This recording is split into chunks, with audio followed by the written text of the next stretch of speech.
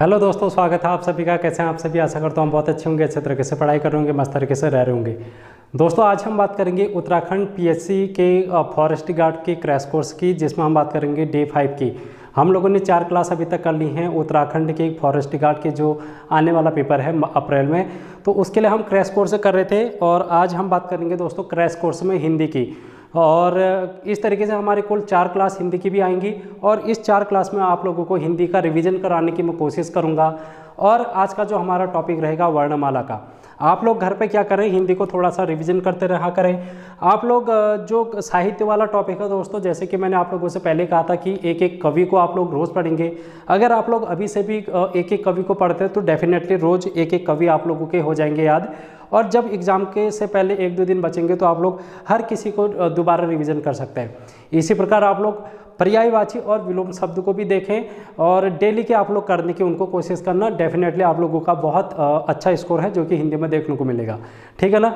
यही चीज़ें छोटी छोटी शब्द भंडार है जो कि आप लोगों को ज़्यादा नंबर गेन कराने के लिए देखने को मिलता है। और जब हम बात करते हैं एग्ज़ाम के तो वहाँ पर हम लोगों के यही क्वेश्चन है जो कि कन्फ्यूजन क्रिएट कर देते हैं, ठीक है ना। तो इसलिए आप लोग इस बात को देखें और घर पर ज़्यादा से ज़्यादा रिवीजन करें। देखेंगे आज हम थोड़ा सा इम्पोर्टेंट क्वेश्चन यहाँ से किस प्रकार बन जाते हैं, क्योंकि आप लोगों ने देखा होगा वर्णमाला से भी बहुत सारे क्वेश्चन बन जाते हैं। दोस्तों वर्णमाला को हम 2 भागों में डिवाइड करते हैं, सबसे पहले स्वर और व्यंजन। अगर हम बात करेंगे कुल वर्णमाला की संख्या, तो वर्णमाला हम लोग हेडिंग डाल देते हैं। वर्णमाला की कुल संख्या अगर हम बात करेंगे, आप लोगों से पूछा जाएगा वर्णों की कुल संख्या, वर्णों की कुल संख्या। तो दोस्तों 52 होती है कुल वर्णों की संख्या, ठीक है ना। इसमें से आप लोगों से अगर पूछ लिया जाएगा मूल वर्णों की कुल संख्या, मूल वर्णों की कुल संख्या, तो मूल वर्णों की कुल संख्या इसमें 44 होती है। अगर हम कुल स्वर की बात करेंगे, मूल स्वर की अगर हम बात करेंगे तो मूल स्वर 11 होते हैं। कौन कौन से, ये मैंने आप लोगों के सामने लिख रखे हैं, अ से लेके औ तक, ठीक है। अंग और अह इसमें नहीं आते हैं स्वरों में, उसको हम अयोगवाह कहते हैं, ठीक है ना। यहीं पर आप लोग लिख लेंगे अंग और अह जो होते हैं स्वरों में, इसको हम अयोगवाह कहते हैं, अयोगवाह। आप लोगों से पूछा जाता है बहुत बार अयोगवाह कौन कौन से होते हैं, तो 2 अयोगवाह हो गए। तो ये बात आप लोगों को ध्यान में रखनी, ठीक है ना। उसके बाद मूल स्वरों के बाद हम बात करते हैं अगर मूल व्यंजन की, मूल व्यंजन दोस्तों, तो मूल व्यंजन की अगर हम बात करेंगे तो कुल 33 होते हैं, और ये भी आप लोगों को ध्यान में रखने हैं, ठीक है ना। तो इतनी बात हो गई मूल स्वर मूल व्यंजन। अगर आप लोगों से ये पूछ लिया जाए भाषा की सबसे छोटी सार्थक इकाई, भाषा की सबसे छोटी सार्थक इकाई, यहाँ पर आप लोग इस बात को ध्यान में रखना कि मैं क्या पूछ रहा हूँ। भाषा की सबसे छोटी सार्थक इकाई की बात कर रहा है, तो सार्थक इकाई दोस्तों भाषा की सबसे छोटी क्या होती है, शब्द होती है, ठीक है।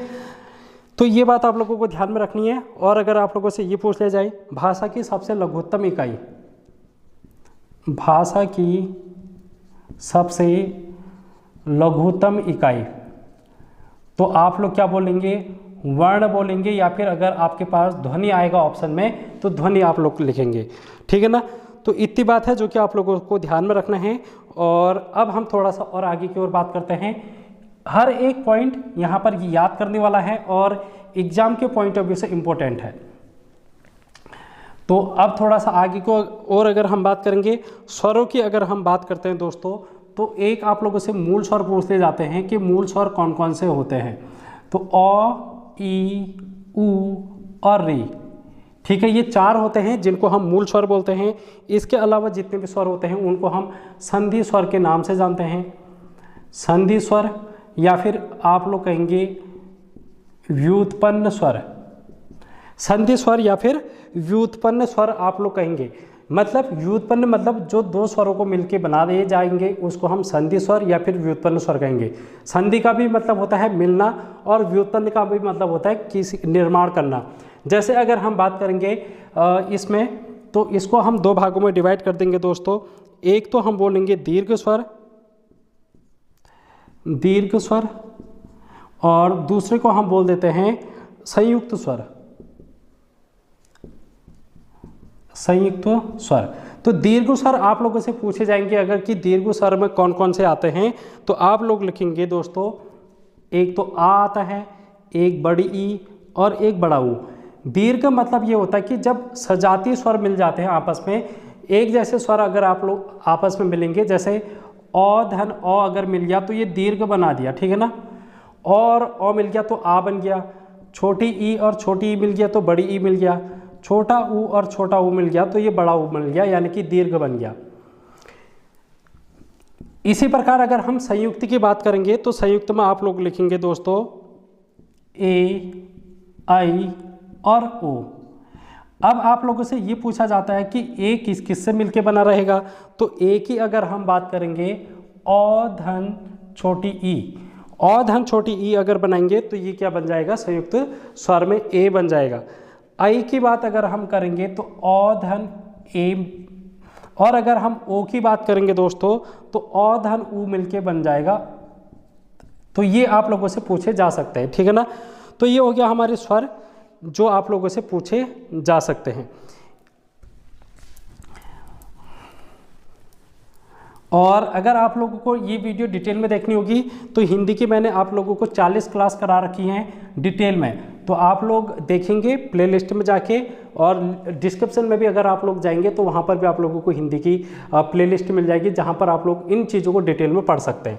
तो स्वर हो गया हमारे पास, जहाँ से एग्जाम में क्वेश्चन बन सकते हैं, और आप लोगों से यहाँ से और क्या बन सकते हैं, यहाँ पर एक बात आप लोग ध्यान में रखना,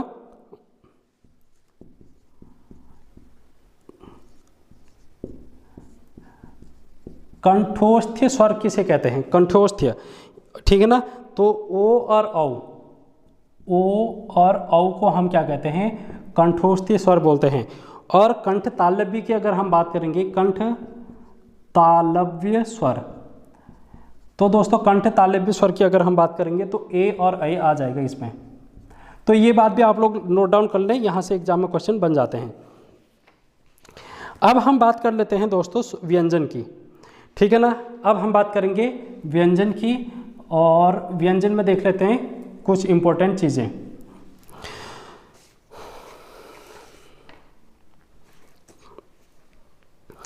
देखो व्यंजन की अगर हम बात करेंगे तो सबसे पहले हम स्पर्श व्यंजन की बात कर लेते हैं। स्पर्श व्यंजन कौन कौन से होते हैं, तो आप लोग यहाँ पर देख रहे हैं मैंने व्यंजन लिख रखे हैं, और व्यंजन में ये पहला वर्ण हो गया, ये दूसरा वर्ग, ये तीसरा वर्ग, ये चौथा वर्ग, ये पांचवा वर्ग, ठीक है ना। तो 5 हो गए ये, और पहले वाले को हम बोलते हैं क वर्ग, क वर्ग, इसको हम चौ वर्ग बोल देंगे, इसको हम ट वर्ग, और ये त वर्ग आ गया, और प वर्ग, ठीक है ना। तो ये अगर हम बात करेंगे क च ट त प, ये 5 वर्ग की अगर हम बात करेंगे, इनको हम बोलते हैं दोस्तों स्पर्श व्यंजन। तो स्पर्श व्यंजन आप लोगों को ये ध्यान में रखना है कि ये स्पर्श व्यंजन है कौन कौन से वर्ग, क च ट त प, ये स्पर्श व्यंजन हो गए। टोटल कितने हो गए ये फिर 25, ठीक है, 5, 10, 15, 20, 25। अब इसमें आप लोगों को क्या ध्यान में रखना है जो कि एग्जाम में पूछे जा सकते हैं, क वर्ग को हम कंठी बोलते हैं, ठीक है ना, कंठी व्यंजन हो गया। और ये तालव्य होगी, इसको हम तालव्य बोल देते हैं, आप लोगों से पूछा जा सकता है, ठीक है। इसके बाद इसको हम मूर्धन्य बोल देते हैं, ट वर्ग को मूर्धन्य बोलते हैं। उसके बाद दंत्य, और प वर्ग को हम ओष्ठ्य बोल देते हैं। आप लोगों से ये पूछ लिया जाएगा कि इनमें से कंठ व्यंजन कौन सा नहीं है, 4 ऑप्शन दे दिए जाएंगे, तो आप लोगों को ध्यान में रखना है। कंठी व्यंजन की अगर बात करेंगे क ख ग घ ङ, तालव्य की अगर बात करेंगे चौ छ जौ झ य, मूर्धन्य की ट ठ ड ढ ण, दंत्य और ओष्ठ आप लोग इस प्रकार इसको देखेंगे यहाँ पर, ठीक है। तो ये रिवीजन क्लास है, इसलिए मैं आप लोगों को इनको जल्दी जल्दी करा रहा हूँ ताकि आप लोगों का रिवीजन भी हो जाए, और जहाँ पर आप लोगों का छूटा होगा वो भी आप लोग कन्फर्म कर लेंगे। अब हम अगर बात करेंगे, इसमें आप लोगों से पूछा जाता है अल्प प्राण और महाप्राण, अल्प प्राण और महाप्राण। एक आप लोगों से पूछा जाता है सघोष और अघोष, ठीक है ना दोस्तों। तो अल्प प्राण की अगर हम बात करेंगे, सिर्फ अभी स्पर्श व्यंजन की हम बात करेंगे, अगर स्पर्श व्यंजन ये 5 वर्गों की अगर बात करें तो इसमें आप लोग लिखेंगे अल्प प्राण में जो पहला वर्ग है, तीसरा है और पांचवा। ठीक है, 1 3 5 वर्ग के, यानी कि अल्प प्राण का मतलब होता है जिनको उच्चारण करने के लिए हमको कम वायु की आवश्यकता होती है। जैसे कि अगर हम बात करेंगे क हो गया, ग हो गया और ङ हो गया, ये 3 क्या हो गए कंठी वर्ग में अल्प प्राण ध्वनियाँ होगी। अगर हम महाप्राण की बात करेंगे तो 2 और 4 दोस्तों, 2 और 4 कौन कौन से होंगे, ख और घ। ठीक है, तो अगर हम बात करते हैं अब सघोष और अघोष की दोस्तों, तो अघोष में आ जाता है पहला और दूसरा, पहला और दूसरा। जैसे अगर हम बात करेंगे कंठ में क वर्ग में अघोष कौन होगा, तो क और ख क्या हो जाएगा, अघोष हो जाएगा। अगर हम सघोष की बात करेंगे तो 3 4 और 5, 3 4 5 मतलब ग घ और ङ, ये क्या हो जाएंगे दोस्तों, यहाँ पर सघोष व्यंजन हो जाएंगे। आई होप आप लोगों को ये पता होगा और ये आप लोगों के लिए रिवीजन चल रहा है। ठीक है ना।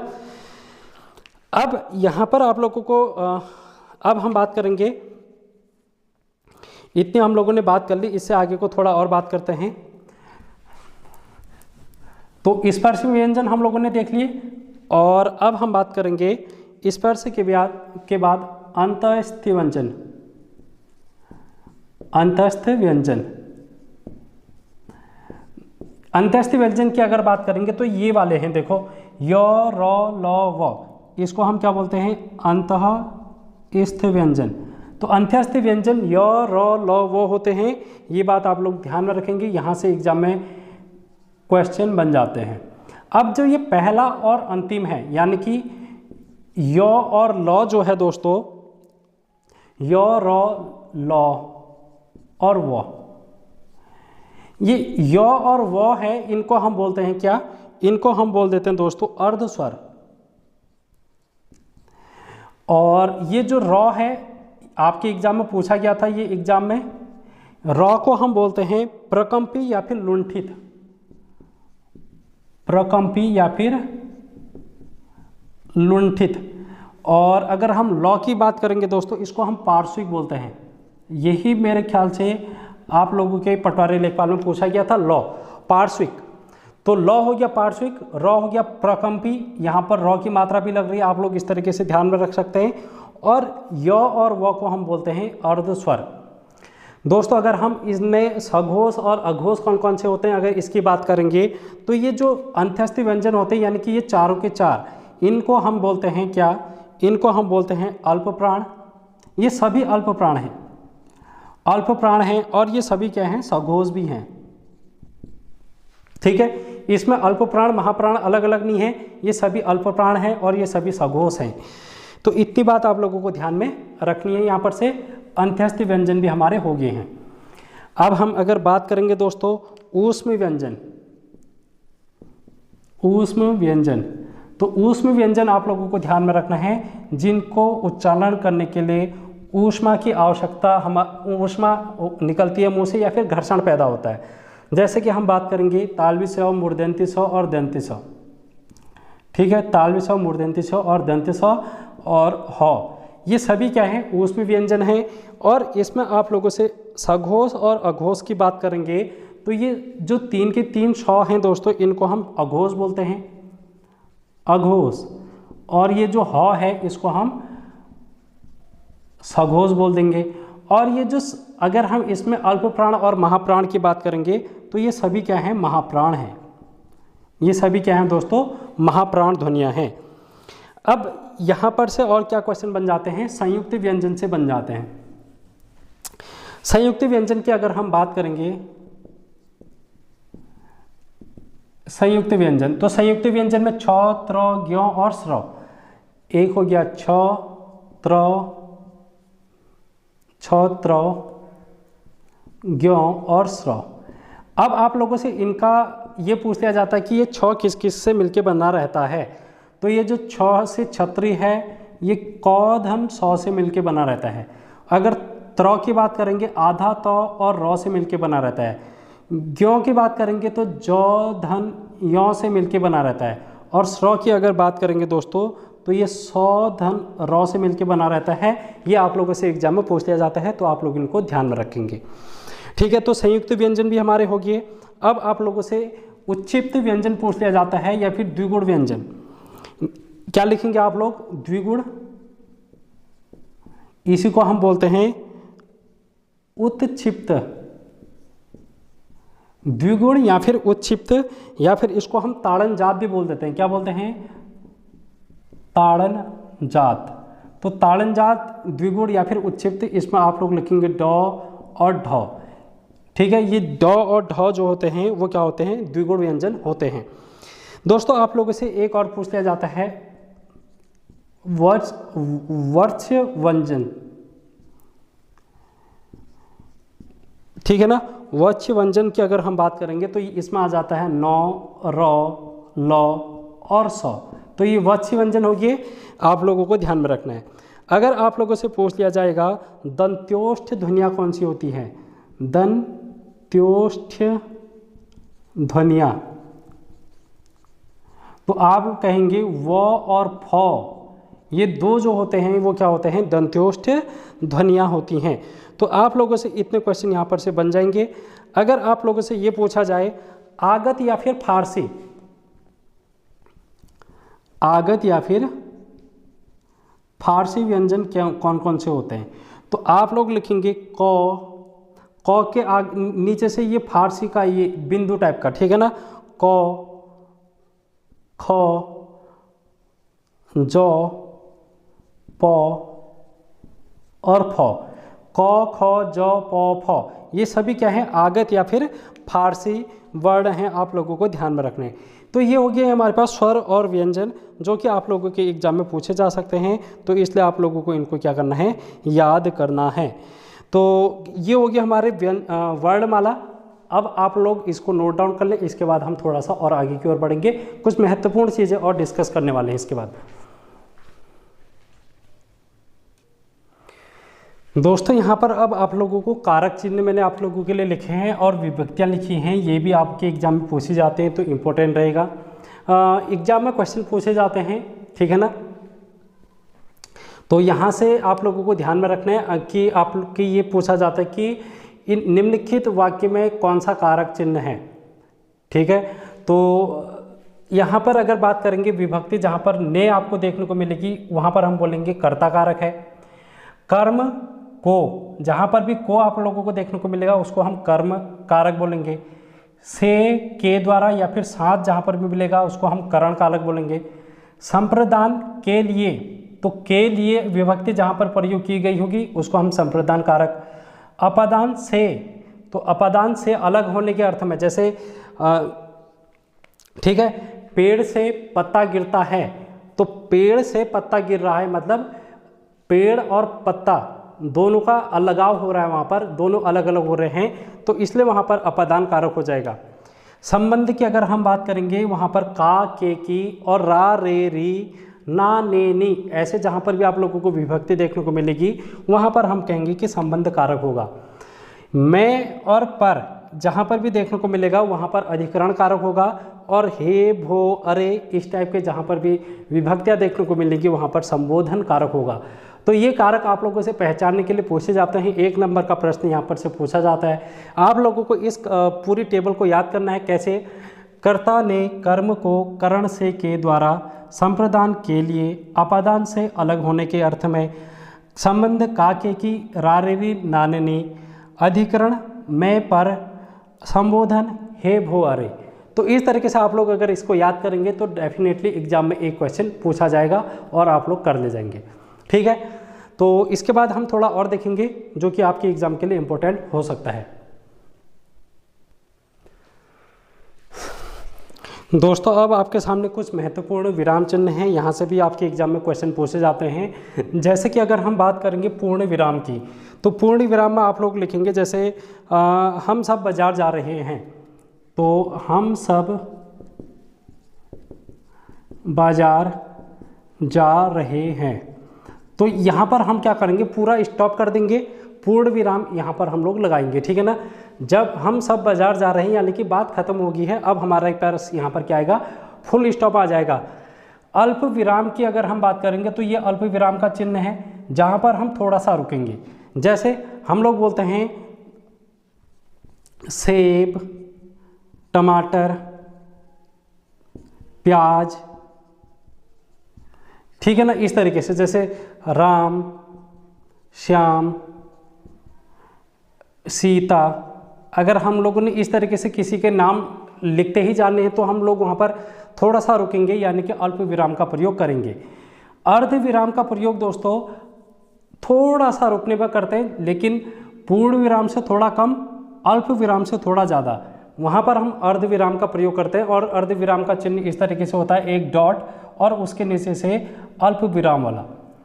योजक चिन्ह का प्रयोग हम किस तरीके से करते हैं, देखो योजक चिन्ह, आप लोगों से योजक चिन्ह बहुत बार पूछ लिया जाता है। और जैसे माता पिता, माता पिता, इन दोनों के बीच में जो ये चिन्ह छोटा सा लगा रहता है डैश टाइप का, उसको हम योजक चिन्ह बोलते हैं, ठीक है। हंस पद की अगर हम बात करेंगे, जैसे आप लोग लिख रहे हैं मैं बाजार आता हूं, मैं बाजार से आता हूं, यहां पर आप लोग से लिखना अगर भूल गए तो इस तरीके से आप लोग यहां पर हंस पद का यूज करेंगे और फिर यहां पर आप क्या लिख देंगे, से। तो इस तरीके से हम हंस पद का प्रयोग करते हैं जहां पर कोई चीज़ छूट गई हो। विवरण चिन्ह का प्रयोग हम वहाँ पर करते हैं जैसे कि आप लोगों से कहा जाएगा कि जैसे भारत की प्रमुख नदियाँ निम्न हैं, निम्न हैं आप लोगों ने लिखा। उसके बाद आप लोग नीचे यहाँ पर एक चिन्ह का प्रयोग करेंगे जिसको हम विवरण चिन्ह कहते हैं। उसके बाद आप पूरी नदियों का उल्लेख कर देंगे तो वहाँ पर विवरण चिन्ह का प्रयोग करेंगे। प्रश्नवाचक जैसे कि आपको पता ही होगा, आपने क्या खाया, ठीक है ना, क्या, जहाँ पर भी क्या है, क्या, कौन, किसे, वहाँ पर हम प्रश्न चिन्ह वाचक का प्रयोग करते हैं। विस्मयादि बोधक जैसे कि अगर हम बात करेंगे हे, राम, अरे, तो यहाँ पर हम क्या कर देंगे, विस्मयादि बोधक का प्रयोग करेंगे। उद्धरण चिन्ह का प्रयोग वहाँ पर करेंगे जैसे किसी की बात को हम लिखेंगे, जैसे कि नेल्सन मंडेला की बात लिखेंगे अगर हम, तो नेल्सन मंडेला ने क्या कहा था कि लोकतंत्र जनता का, जनता के लिए, जनता के द्वारा शासन है। तो इस तरीके से हम पूरा वाक्य लिखेंगे और इसको उद्धरण चिन्ह के अंतर्गत हम लिख देंगे। लाघव चिन्ह का प्रयोग हम वहाँ पर करते हैं जैसे कि आप लोग लिखते हैं यूनिवर्सिटी, तो यूनिवर्सिटी को आप लोग इस तरीके से लिख देते हैं, ठीक है। उसके पीछे से आप लोग इसको छोटा संक्षिप्त करके, ठीक है ना, संक्षिप्त करके जो भी चीज़ें हम लिख देते हैं उसको हम लाघव चिन्ह के रूप में जानते हैं। निर्देशक, निर्देशक आप लोग जैसे कि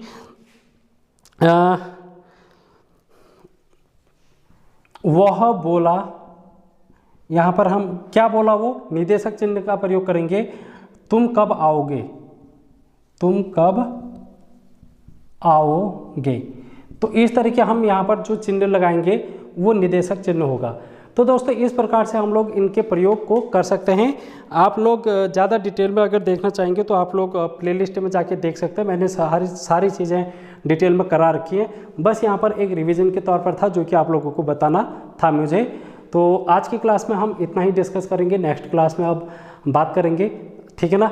तो मिलते हैं नेक्स्ट क्लास में, तो तब तक बने रहना। Thank you so much.